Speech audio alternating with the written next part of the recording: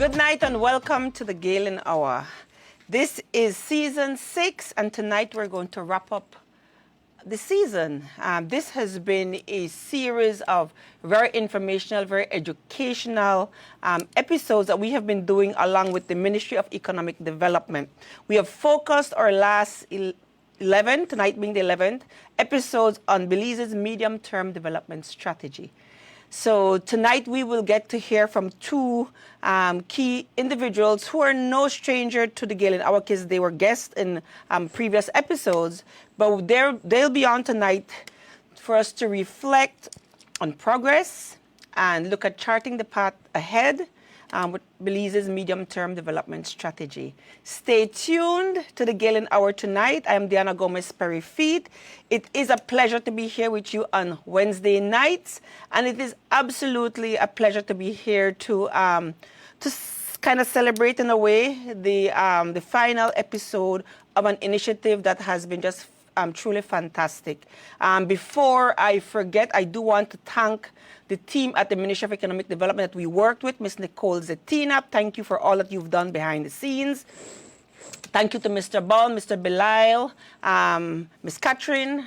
Those were the key people that we started working with in the beginning when we talked about this collaboration. And before we even get into the show, I want to say thank you before we don't get to do it before the show ends. And I certainly want to give kudos to CEO Martinez for collaborating with us on this and for seeing the value in a program and a Galen Hour that focused on Belize's medium-term development strategy.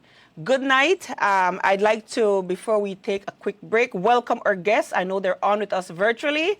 What a way to end our season. I'm alone in studios, but it's good because I do know I'm in the company of two excellent individuals, though they're coming in virtually. So I welcome Ms. Faye Nicasio, the Senior Economist in the Ministry of Finance, Economic Development and Investment. Ms. Faye, good night and welcome. Good to have you on. We also would like to welcome Mr. Victor Alegria, who is the Director of Sustainable Development Unit, Ministry of Sustainable Development, Climate Change and Disaster Risk Management. Welcome, Mr. Alegria. It is a pleasure to have you on tonight. Definitely, the pleasure is mine, and good night to everyone listening and watching us virtually. Yes, absolutely. Tonight should be a very good show. We will talk about what lies ahead, and I will quickly just give a little summary of all the shows that we have, the topics that we have covered prior to tonight's wrap-up. But before we get into the beef of the matter tonight, I want to say welcome to the Galen Hour. I'm Diana Gomez-Perry-Feet, and it's a pleasure to host the Galen Hour. We'll take a quick break, and we'll be right back with our show. 2024, my year. My life, my education. Galen University, my choice for excellence in education. Apply today. For more information, email us at admissions@galen.edu.bz or give us a call at 614-6415.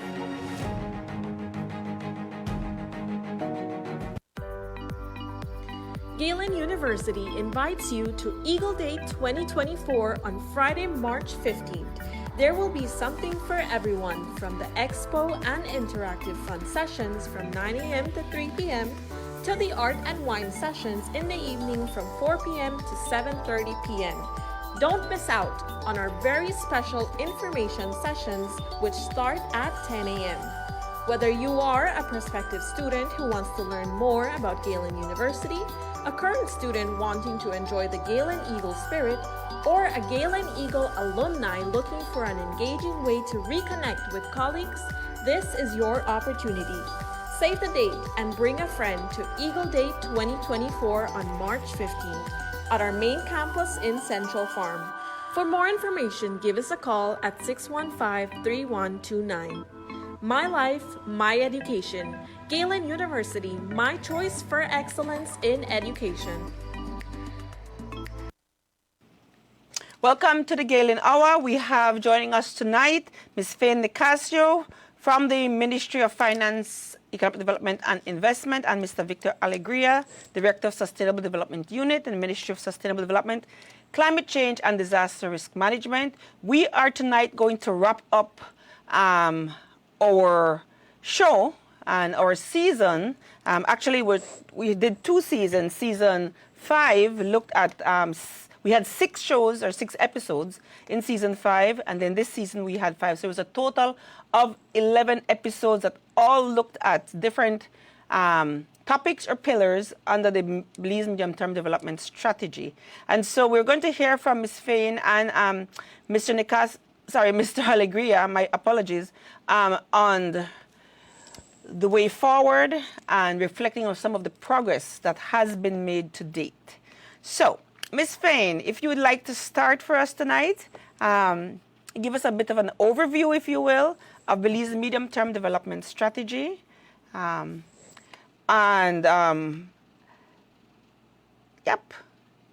remind us of how important the strategy is to our country and how it aligns with the country's long-term development goals.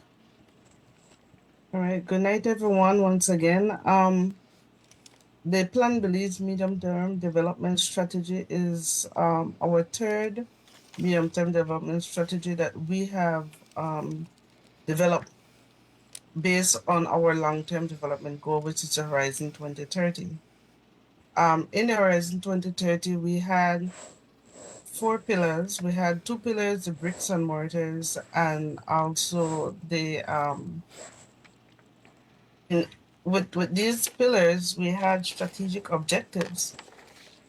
And these strategic objectives, we had several strategic objectives that are directly aligned to the Plan Belize Medium-Term Development Strategy. So under Pillar 1, democratic governance for effective public administration and sustainable development, we had eradicating corruption and improve public service delivery. And for the Plan Belize, we had no corruption and good governance. We also had the objective of crime and citizen security and access to justice. And under the Plan Belize, we have citizen security, where we're looking at how we could reduce our crime rate and give Belizeans a better and a safer environment. Under Pillar 2, which is education for development and education and lifelong learning, we had that is directly related to poverty reduction in the Plan Belize Medium-Term Development Strategy. Because once you educate people and people have lifelong learning, then they're able to better equip themselves to provide for their homes and then be able to contribute to the development of our country. And under general resources for long-term development, we had building resilient economy as an objective. And we also focused on key productive sector as another objective under that particular pillar for the Horizon 2030.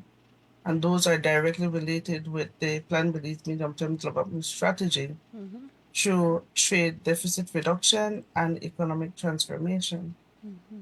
And the last pillar, which was healthy people, healthy environment, we had an objective under the Horizon 2030, care for our natural environment, and that is directly related to the Plan Belize Medium-Term Strategy, protection for environment and natural resources. So there's a direct link between the Horizon 2030 and the Medium-Term Development Strategy. Yes, there is a direct link. Thank you for that, Ms. Fain. And we were able to touch on almost all of, in fact, all of those pillars that you mentioned. Maybe not quite in the exact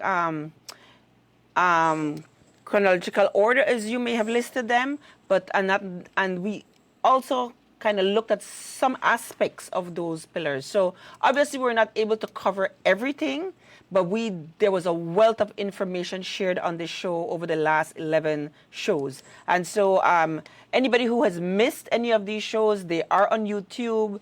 for Galen University are on our Facebook page or also on Love's Facebook page. Go and catch them. So I'd like to bring in Mr. Alegria. Mr. Victor, I'd like to say, since I know both of you are play a role in the implementation of the MTDS, but can you give us some kind of a recap of the progress that you have seen? And I know there's a lot to talk about, but maybe particularly with those projects within your strategic objective. And I know you're more sustainable development, right? Yes, so. Yes, let's go. Good night, everyone. Once again, I always say sustainable development on one pillar, and the issue of sustainable development clearly is broad. It encompasses all the strategic Yes, objectives it does. of the Plan Belize medium-term development strategy.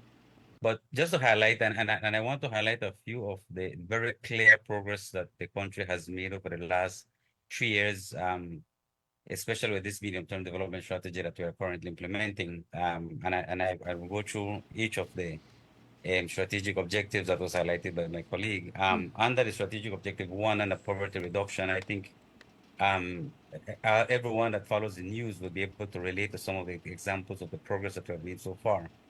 For example, under strategic 1 under poverty, we're aware that, for instance, we have actually increased the minimum wage from $3.25 an hour to $5 an hour. Again, this is one of the important steps towards alleviating the issue of poverty and addressing the issue of poverty. We have also had, over the last 2-3 months, we had a very important policy strategy and action plan that was led by the Ministry of Human Development, supported, of course, by our Ministry of Sustainable Development, which is the development of a costed social protection strategy, including, of course, the social protection floor and oversight body that would essentially be able to implement this. That is a very important step in terms of guiding the process of how do we address the issues of, again, those that we are leaving behind. Under sustainable development, I'm sure you have touched the issue of leaving one behind being a core principle of sustainable development. And what that really means is that we try to ensure that those that are most vulnerable, people with disability, for example, the young people, women, children, for example, those people actually need to be addressed, need to be assisted, need to be supported. And so we need to have consideration for them. Thirdly, I think we have heard over the news recently the big push that we have in terms of support for the micro, small, and medium enterprises.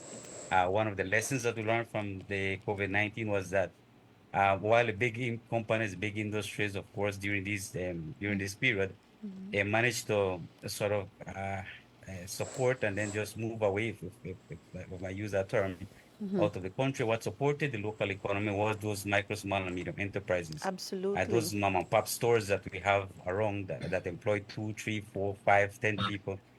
Those are very important. I think the government continuously is pushing towards ensuring that we do more of that we support more the local economy, the small enterprise and entrepreneurs that are there.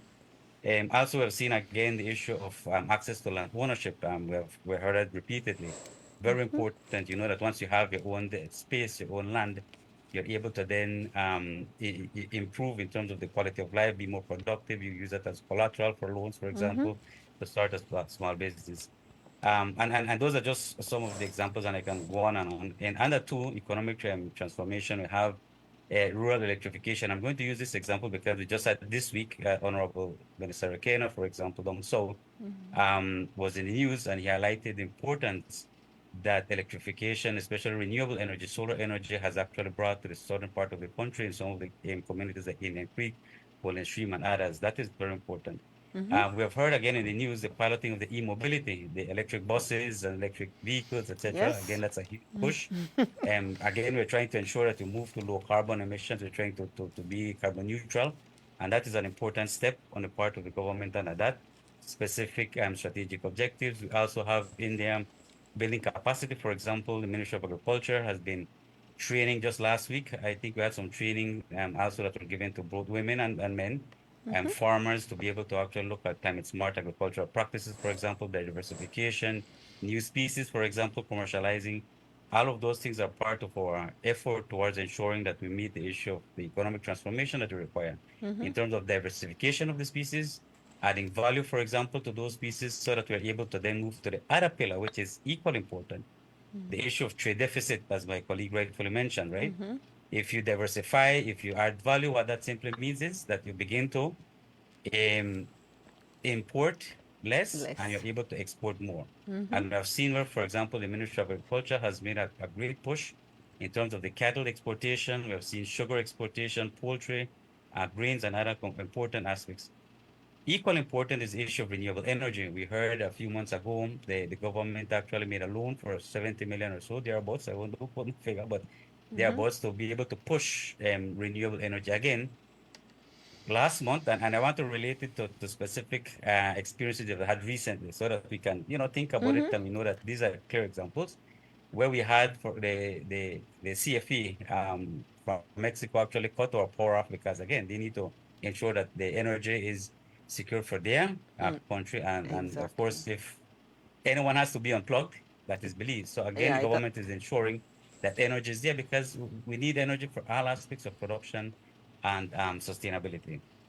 We've seen a large push in terms of tourism, for example, that creates quite a healthy working population. Again, the expansion of the national health insurance, we have seen that expand to the northern part of the country, for example.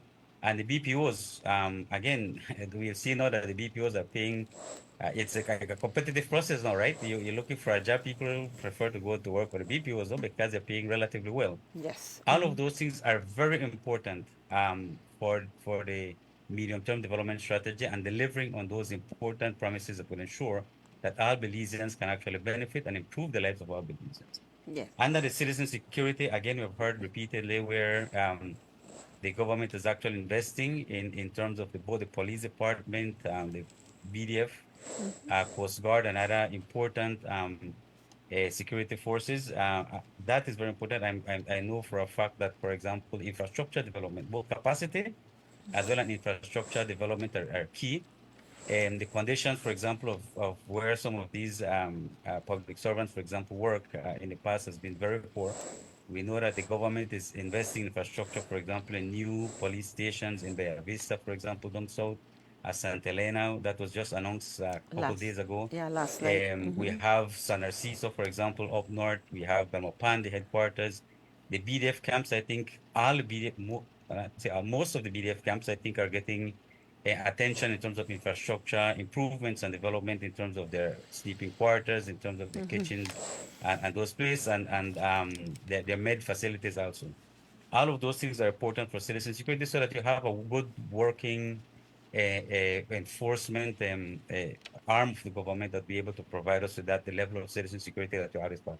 And Yes. then, of course, you have the statistics that clearly show us, like what we did between last year and this year, that the crime rate for those major crimes have reduced significantly. So those are statistics that have been published and are there for you guys to be able to appreciate more. In Yes. terms of protecting the environment, that's a ministry that I'm in. We have done quite a bit. The ministry is actually um, upgrading, for example, as some examples, the National Biodiversity Office and the National Climate Change Office to become full-fledged departments that would be able to have more power to be able to implement some of the programs that they have in place. We have done a lot in terms of our ministry with both the National Emergency Management Organization and the National Fire Service. I think it's one of the things that I want to highlight, and it's very important, for instance, for our ministry. If you notice now, our the fire department has emergency response, right? That is something unique. In the past 4 or 5 years ago, that was a US thing that when you call, for example, an ambulance or you call for the fire department, you only have the fire truck coming, or you have the police department Police. or the ambulance separate. Now, more and more when you call for any support, here comes the fire engine, here comes an ambulance that provides support. That is Very quite good. unique and a great, I think, service for the country. We're also doing a lot in terms of the protected areas. The National Biodiversity Office is now working closely with its co-management partners to be able to execute a lot of the work. The Department of Environment, as that umbrella institution for environment, is doing quite a bit with microplastics, solid waste management, water quality around the country. They're setting up a lab, for example, to be able to monitor water quality, which is extremely important for sustainable development and national development, of course. And lastly, corruption. I think we have seen a lot of effort being placed in trying to reduce corruption across the government system, the public service, and just across in everything that the government is doing. I think there's a lot of emphasis in trying to ensure that we can brought down the level of corruption that we have traditionally. And I mean, this is no secret that we've heard about in the media over and over to reduce that. And so those are some of the key things that I think we can highlight, that it's easily relatable to the regular person out there that we have seen and experienced over the past few months. Yes, that's quite a lot and a good overview of what's going on. I must say almost all of what you mentioned tonight were brought up on in one episode or another of our past two Galen hours of season 5 and 6, which, like I said earlier, focused on the medium-term development strategy. And so we had some key persons from all of these departments and key sectors in our studios here for the Galen Hour. The information is absolutely valuable, and I'm really happy that you, in your sharing of information just now, Victor, you were able to make use examples of things that are happening right now in our news. So if we're in tune to what's happening in the news, a lot of what was just shared, we are aware of. And so if we keep up to date with what's going on, we will be able to kind of in our own way track the progress of the medium-term development strategy, and particularly the progress within the pillars. So thank you for that, Victor. Was quite a bit of information. I'd like to bring in Ms. Fain. From your perspective and the ministry that you're working in, Ms. Fain, are there any particular areas or projects, programs that you'd like to highlight before we take our, if we have a few minutes before we take our first break? Okay, sure. So, certainly. One of the area that the Ministry of Economic Development under this Central Executing Unit is also working on, that Victor did not bring up, is the fact that we got a loan to do a new tertiary level hospital in Belmopan. Right. And we have also gotten funding to also expand the existing Belmopan hospital. So we're also looking at the health sector and ensuring that the health sector is not left behind, because just yesterday in the news, we heard about the new CT scan that the Kartushna has received. Other areas is like under the Blue Economy Project, where we're looking at how we could help our fisher folks and develop different programs and policies to further assist these fisher folks, as well as looking at the possibility of deep slope fishing. So we have quite a bit that is going on. Within my ministry, we just created a new implementing arm, which is the CEU, and under the Central Executing Unit, they have several projects that they're currently implementing on behalf of other ministries. The Sustainable and Inclusive Belief Program, where we're looking at agriculture sector and how we could help our farmers, and how we could expand in the production in the area of agriculture. And so very soon you'll be seeing that we're going to assist these farmers on how to irrigate, and how to they're going to get little stipends and stuff that they could buy whatever agriculture seeds that they need, or agriculture equipment, so they could further expand their farms. We also have the sustainable, well, I already spoke about Blue Economy. We have the Trade and Investment Facilitation Program. We're looking at Bell Trade and the Ministry of Trade, how we could further help our small and medium-sized enterprise, that they're able to grow and expand and eventually be able to export, like what my colleague, Mr. Oliveira, said. And for good governance, we're looking at the public sector, training the public sector management, where we're looking at our procurement unit and establishing our procurement unit, where we're getting more staff. We're looking at establishing creating a legislation, doing a website that you could do procurement, centralizing procurement, doing training for our suppliers, and ensuring that they're able to bid adequately and be successful in their bids. We're looking at all tiers of suppliers, so they will have a fair and equal platform. So when they submit a bid, they are they have a higher opportunity of being successful. Where also and all of these projects are currently ongoing, where in the next few months you'll be seeing even greater opportunities that is going on in our country. We have the digital transformation to boost economic development in Belize, where we're looking at digitizing the vital statistic unit. So no longer you're going to have long lines trying to get your birth certificate and your death certificate because things are going to be computerized.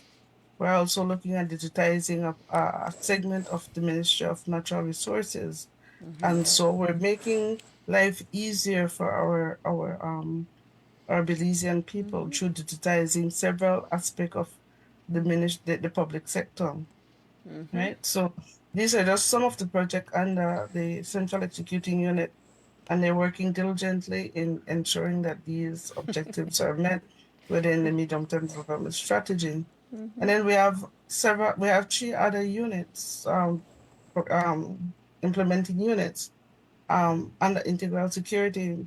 My fellow colleague, Mr. Alegria, spoke about a component of that project where we're helping forensic, and we're helping the defense force, we're helping police and Coast Guard, and ensuring that they have the necessary equipment that they need.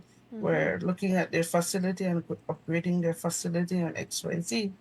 We have road safety, where we have seen the drastic decrease in incidents and accidents after we have sensitized the Belizean public of road safety, putting on your seatbelt, putting the legislation in place, fixing our roads. So road safety played a key role in reducing our incidents and accidents on the road. And also with the response team under road safety, we ensure that the ambulance and the police and everybody is there within a time frame, and we every so often they will do dry runs and stuff like that. They're also a part of the road safety technical task force. And so these little teams bring a great assistance to our Belizean people. Yes. Right? Yes, thank you, Ms. Fain. So yes, so there's just a lot going on. I like that you brought up again the digitization of the statistics, of our statistics. So when Ms. Peralta was on last week, because that was the episode we did last week, and I know all Belizeans will just love you all for that. We know the struggle of trying to get any of our birth paper, divorce paper, marriage, anything that you need to get from vital statistics is such a challenge, right? And so just knowing that it will be digitized, it's a feather in anybody's cap who achieves that. But there's just so much more going on indeed. And this is really a good overview of what's happening within our country and what our government is doing and what all of our ministries are at work every day doing. On that note, we'll take our short break, and we'll be right back with the Galen Hour. Stay tuned. With our unique student-focused services, Galen University prides itself in doing everything possible to facilitate the success of our Galen Eagles. The flexible payment plans, student loan options, and Eagle scholarships make Galen affordable, accessible, and attractive. Treat yourself to the gift of a Galen education. Apply today and secure your spot. Come soar with the Galen Eagles. Visit our website at www.galen.edu.bz or give us a call at 615-3129 or 614-6415 for more information. Welcome back to the Galen Hour. We are in our final episode for season 6. For this final episode of this lovely collaboration that we've had with the Ministry of Economic Development. This is our 11th episode. We did 6 in season 5. We did another 5 here in season 6. We kind of combined some of the topics together, so we kind of had 5 rather than 6 seasons for this 6 episodes we had 5 episodes in this season 6 because we combined some of our topics. But tonight we're talking about the progress that has been made. We're reflecting on all those wonderful projects that are ongoing or have already been implemented. And we're going to also talk about charting the path forward. In our first segment, Mr. Victor Alegria and Ms. Faye De Castro gave us a good overview of all of the pillars and what their particular ministries are doing or have done with respect to projects and programs under these pillars and how they align. So we've just come back from a short break, and I'd like for us now to talk about if we could look at the Sustainable Development Goals and how they align to the MTDS, and we kind of did that a little bit in the beginning, but looking at how these would have worked towards ensuring human rights and supporting human rights, supporting reducing poverty. I know we have mentioned a few, and growing the economy. Are there any other specific programs you'd like to talk about? And then also tell us if we're on track. I think it's very important to know, yes, we know a lot is going on, but are we on track with achieving the Sustainable Development Goals? Ms. Victor, would you like to start us off? Sure, sure. So thanks again. Yeah, I probably one of the things that I wanted to highlight is again the issue of poverty is at the most important part of the medium-term development strategy. Improving the lives of our people is critical, and I must say that after the first segment, it's clear that the government is doing a significant efforts towards achieving the Sustainable Development Goals, and more importantly, its own homegrown plans to be able to move towards that vision at 2030 that we have on the horizon 2030. The challenges that many a times we don't showcase all the progress that we're doing, the important positive lessons that we learned and how we adapt and how we're able to improve. I think we are start changing ourselves when you're not able to actually, display the level of progress that we're doing. But in terms of the aspect that you said in terms of human rights, that is a basic principle, of course, by which we go by as a country and globally as a member of the UN. Of course, we ensure that everything that we do as a country, our plans and efforts, takes into consideration the basic human rights of everyone, every citizen in the country. And just to share with you that in terms of what we're doing towards ensuring that is achieved and how we monitor and how we track and if we're on track or not. Currently, the Ministry of Foreign Affairs, along with the Sustainable Development Unit, or the Ministry of Sustainable Development, is working towards establishing what we call an interinstitutional review committee. That is an institutional review committee has two important functions. One is to be able to provide support for the government agencies, the focal points across the government ministries, providing support in terms of the reporting of a lot of these conventions, agreements that we're signatories to. Within those, of course, the Universal Periodic Review, for example, is one, and we have 9 human rights treaties, agreements that we're signatories to as a country. And so what the IRC is trying to do is to ensure that we're able to provide support to the government agencies that have responsibility for reporting, to be able to track the progress and be able to report on a timely manner. And that is important because when you report, obviously you need to do the necessary tracking. Yes. Right. And so the second component of the IRC is to be able to track the progress that we're doing. So let's say, for example, we're doing a report on the protection on the rights of the children, for example, right, of a child. We report on that periodically. We do that every so many years. We have a schedule of when we need to report as a country. And what the IRC intends to do then is to be able to, once we have reported internationally of where we are, how are we progressing, what are some of the challenges, in what areas we are not able to advance, for example, in ensuring the rights of the children, for instance. Then what we do is that after every report, what the IRC then intends to do is to track the progress, any follow-up actions that are necessary. Then that IRC will be able to then ensure that the relevant agencies within the government will be able to then address those recommendations coming out of those national reports. So it's like a report card, and then we ensure that then we follow. So Yeah. so that is what we're doing in terms of that human rights component, as you rightfully mentioned earlier, no?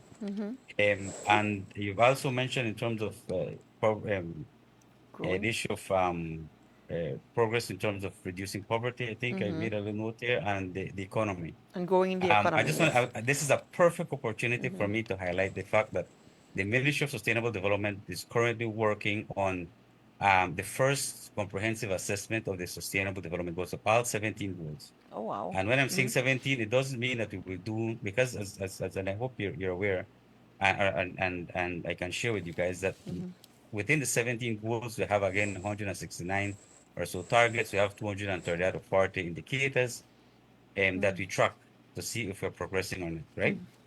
And so what we're doing now is a comprehensive assessment of all 17 goals and the targets and indicators that are relevant to the country, because there are some that are not relevant to us. Okay. And for the first time, we're doing that. And this is ideal because the SDGs go from 2015 to 2030. Last year, 2023, was the midpoint of that 15-year period. And so we want to do a comprehensive assessment that will give both a qualitative and quantitative report card, essentially, of where we are as a country in each of these goals and targets. If we're achieving them, if we're not, what are some of the issues, the challenges, and where the gaps are, and so that we're able to, as a country, be able to address them. At that point, we will then have the actual statistical data, statistical data that will show us where we are in terms of our progress of poverty, on nutrition, on gender equality, on all aspects, all the 17 goals. And so we're working on that report now.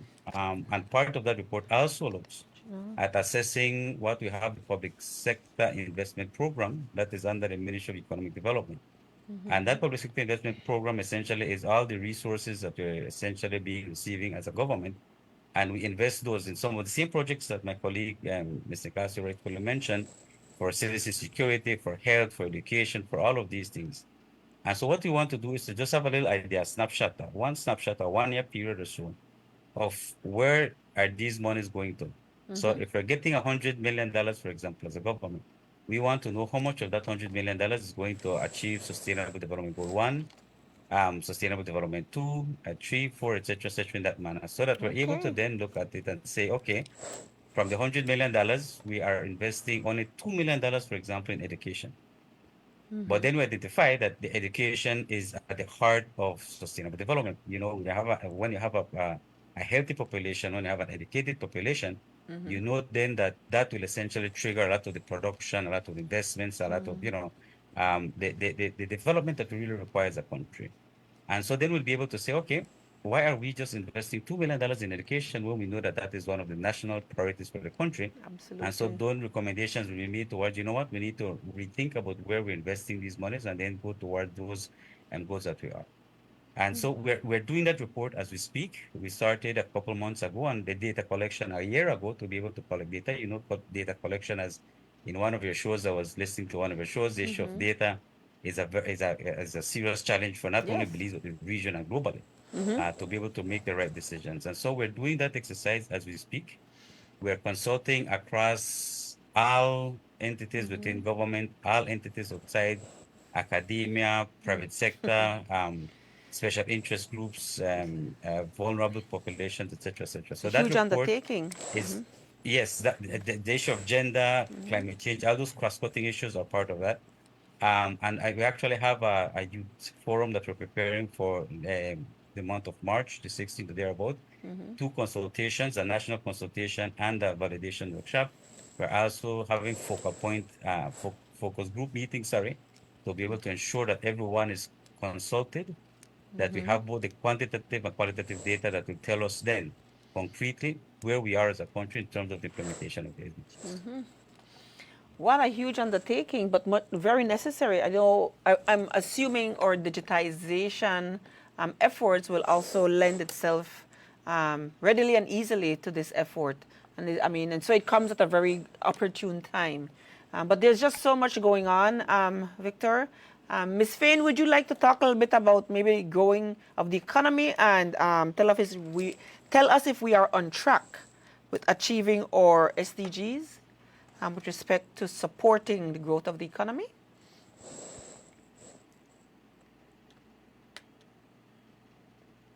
We lost Ms. Fain? I'm here. Oh, you're here.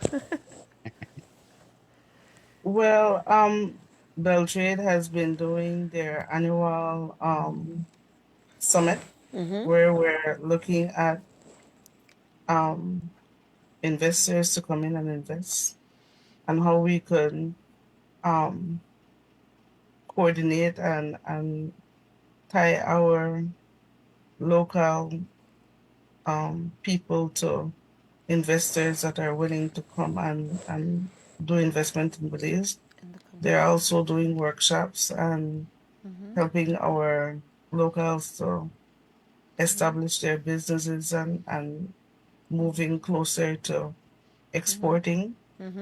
And we have several areas in agriculture that is now exporting to the Caribbean and to the wider region, being Central America as well. So through the increase in export that we are doing, yes, I would say that we're moving closer to the trade balance that we would want to see. And in doing so, then that brings about economic growth and eventually economic development. Um, at the same time, we're looking at labor where we have increased our minimum wage. So there's more income in the household and that parents are able to provide for their family adequately. We have several education projects that are ongoing at this time, where several schools has been built, so access to education and quality education is also there and is they're continuing to develop that sector, which means that skilled labor force will bring greater productivity to the private sector. And that in and of itself will then bring about economic growth and eventually development. Yeah. So the government of Belize is looking at economic development at a holistic picture, where they see the areas that they need to inject different policies and program in order for us to meet the development cycle, which is you educate your people and you equip them for the sector. We did also a study of labor force where we met with Chamber of Commerce and we saw where the gaps are and how we could bring in academia to fill these gaps.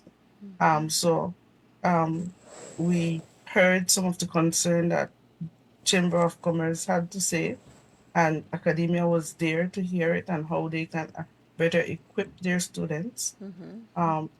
So in doing that, we expect that productivity should increase.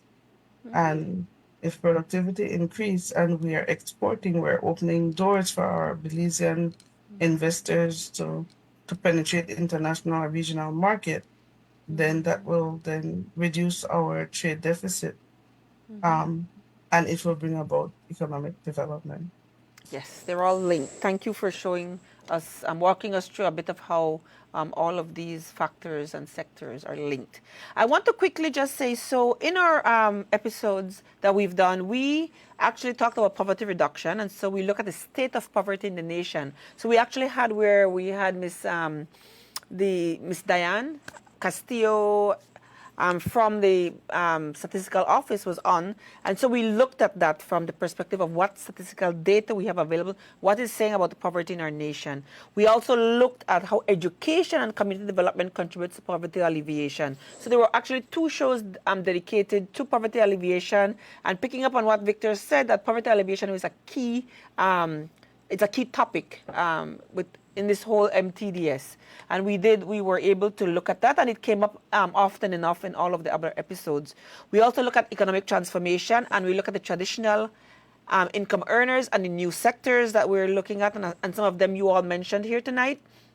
We look at investments and enabling the enabling environment. And if I'm not mistaken, we had Mr. Dr. Mendares on for that particular show. So we really got the people who are in the key places coming to share information with us. We look at trade deficit reduction as well. And I noted that both of you mentioned that, how important it is to reduce our trade deficit through leveling up our productivity in the country. We also look at citizen security. We had Home Affairs and Border Security in office, both somebody from the Ministry of Immigration as well as from our police department, and well, Home Affairs, I should say. We also, on citizen security, we also looked had somebody in studios who talked about immigration and the protection of migrants. So we really touched on a lot of key topics and that link to all of these pillars. We looked at the protection of the environment and natural resources. We had a lot of feedback or information from the blue economy. And we, like I'd said earlier, we had combined, because of time and running out of a show time, we combined the no corruption, good governance in one episode. So we had digitization and e-commerce along with reform. And talking about all that we're doing and good governance. And so we actually had representatives in here talking about the good governance aspect of what our MTDS is all about, and the constitutional reform that the country is currently going through. We did not go into any details in it, but we did as much as we could in terms of covering a lot of what's happening in these, with respect to all these pillars and the programs related to them. And so those are the areas that we covered, and then we combined all that you all are sharing in terms of the looking at where we are. Maybe now if we could then talk a little bit about what are the next steps in implementation of the MTDS, and how can collective efforts ensure its success and its success in shaping the future of Belize's development and the trajectory of our development. If you will, Mr. Victor, would you like to chime in on that? Sure, definitely. But before I venture into that, I just wanted to show that there's some key indicators that I think are important for us to look at where we are in terms of addressing the issue of poverty. And those are simple ones that you'll be able to experience. One, for example, is the unemployment rate. We know that the unemployment rate has reduced significantly from about 10%. And again, the statistics is about, depending what you read, 10, 11%, we're down to what, 4.55% or thereabouts. That can tell you that we're doing something right. Yep. And that you can feel that in our everyday lives.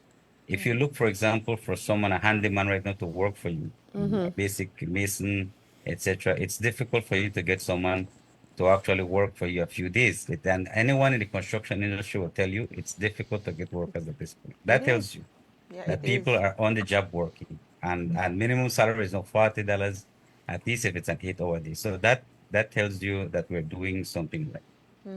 Secondly, the issue of poverty. I know we had a percentage of over 58% probably during the pandemic, 40 something before, and now we're down to 34, 35%. Again, that shows us that again, we are doing something right in terms of addressing the issue of poverty. And so just to share with you that. But in terms of the way forward, that is very important.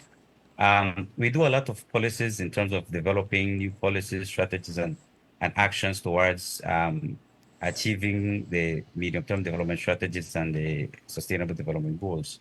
But going forward, I think we need to move a little bit more in terms of moving from those policies and strategies into actions. I think that is important. And we have seen where, for example, and I'll use my ministry as an example, where we have done quite a bit in terms of legislative reviews to be able to empower our agencies to be able, or ministry departments and offices to be able to move forward, to have more teeth, more actual, empowered to be able to do and carry out the work that they need to be doing. Secondly, the resource allocation. It's very difficult. It doesn't matter which government is in power. We know that resources are scarce. Or external debts, obviously, still is an issue that's affecting us. But you can see where, for example, in terms of resource allocation, we're trying to be more effective and efficient in the limited resources. We're trying to ensure that We look at external funding, for example, and our ministry is very good at that. We have been doing quite a bit of resource mobilization. Not to take off again credit to the climate finance unit and Ministry of Economic It's Development that fair. they are in the news every other week with a Yes, couple they are. $1 million. So that is important to be able to resource again our government agencies to be able to carry out their jobs. Stakeholder engagement, another important factor in every decision that we make. I very much appreciate the fact that the government tries to use, and we've seen where this is effective, that homegrown approach to sustainable development, where we define what our future will be like as a country. As much as we get external noise, etc., we focus on what we know that as a country, our people require for us to be able to advance, to be able to address the issue of poverty, to be able to address the issue of nutrition and those things. Very So important. stakeholder engagement is very important, and everything that we do at our ministry, for example, we ensure that all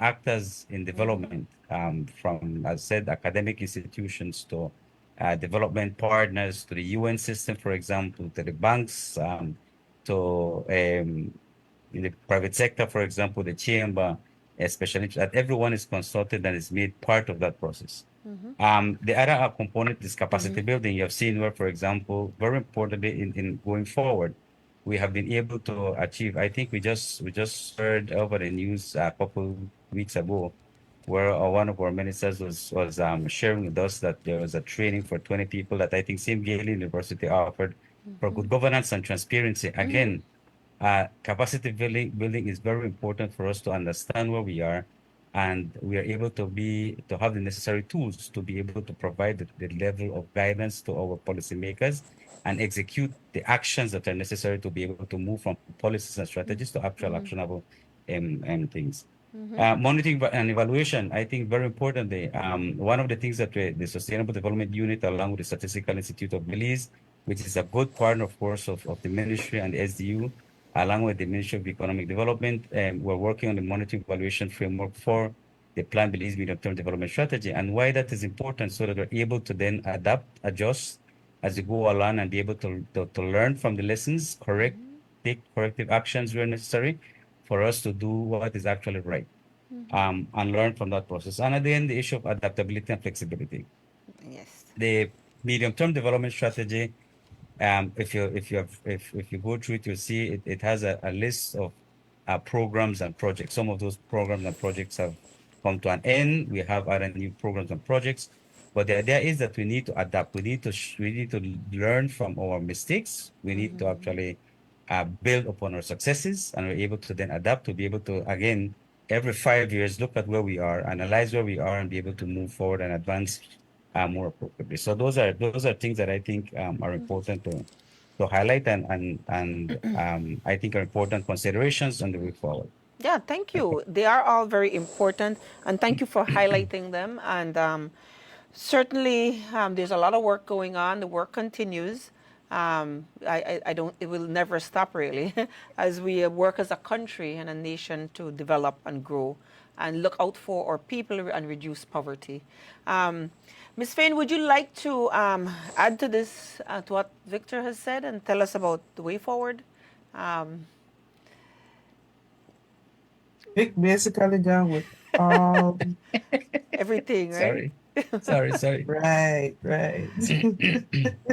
We gone with everything. Yeah, but I do like that he talked about adaptability and flexibility. It's so important. Our plans are dynamic. Well, they should be, and they should change as we see the needs within our country and our people change. And that has come across very loudly, that while we're working towards set plans and goals, we're not oblivious to the fact that when things need to change, and oftentimes the environment within which we operate changes, and so we need to change and adapt. I love the fact that we're looking at ways of monitoring that has possibly been a weakness for us, but what Victor, what you had shared earlier in that whole comprehensive review of where we are and should act with respect to the SDGs should really help to tell us how we're doing, where we are, and it's a part of the monitoring of our progress on our way forward. Well, so we have 4 minutes to wrap up. I want to give each of you a minute each, yeah, to give your last words. I mean, this is a wrap-up of a fantastic 2 seasons of focusing on the medium-term development strategy. You as 2 key players in implementation, you get a minute each to give your last words. Ms. Fain, My you want? guess, Mr. Garcia. Yeah, Ms. Nikasha goes first. I just want to say thank you guys for having us on the show and for sensitizing the wider public about the medium-term development strategy and what the country is doing for developing our nation. The Plan Belize medium-term strategy is one of many medium-term strategy that the Ministry of Economic Development, in collaboration with Sustainable Development, has worked on. And in the future, I think we will continue to work in developing our country. And like what Vic has said, it's a document that is basically a living document. At the midpoint, we do an annual a gap analysis where we see what has been completed, and we see what needs to be implemented, what is causing these implementation in those areas to stall, and how we could move them forward, and what new injection we could put in, right? Absolutely. And those normally feed the next 5-year medium-term development strategy. In some aspect, particularly with this Plan Belize medium-term development strategy, we're not even close to our midpoint, and we have achieved several of our key objectives already. So now we're at the point where we're liaising with line ministries and seeing what else they would want to put in. And that is going quite well. Very good. So our next step is to see what has been completed and what else can we include during this period, and how we could find the necessary resources to implement those, and to ensure that whatever is identified, we're able to, and it is also a priority of the government, we're then able to source the resources that is required for the implementation. Thank you. Yes. So thank you for that, Ms. Faye Nicasio. Thank you for joining us tonight. It really has been a pleasure. Victor, do you have last words? We have 1 minute. Okay, very importantly, again, not to again go over what my colleague said, but I think it's important for us to continue fostering a culture of collaboration, that we see more innovation, as we've actually discussed today, accountability and collective efforts if we are to move forward and have a significant, successful implementation of the MTDs. We need to actually work with each other more. And so just wanted to leave that message behind, and to highlight that again, as I said, we're doing a voluntary national review, the first assessment of it, for the SDGs. Many of you guys that might be listening to us or seeing us, you will be contacted at some point or the other to be able to provide your inputs towards where we are. And again, as I said, collaborative work. Remember what sustainable development is: meeting the needs of the current generation without compromising future generations to meet their own needs.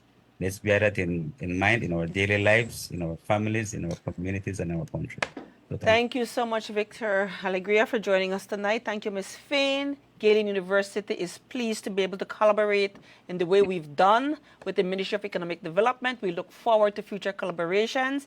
Again, a huge thank you to CEO Martinez and his team. I must mention Gabrielle Hulse, who was our co-host last season, and she couldn't join us this season, but she was also a key part of the team. Ms. Nicole, it's been a pleasure. Good night. Thank you for joining us for the last 2 episodes of the Galen Hour.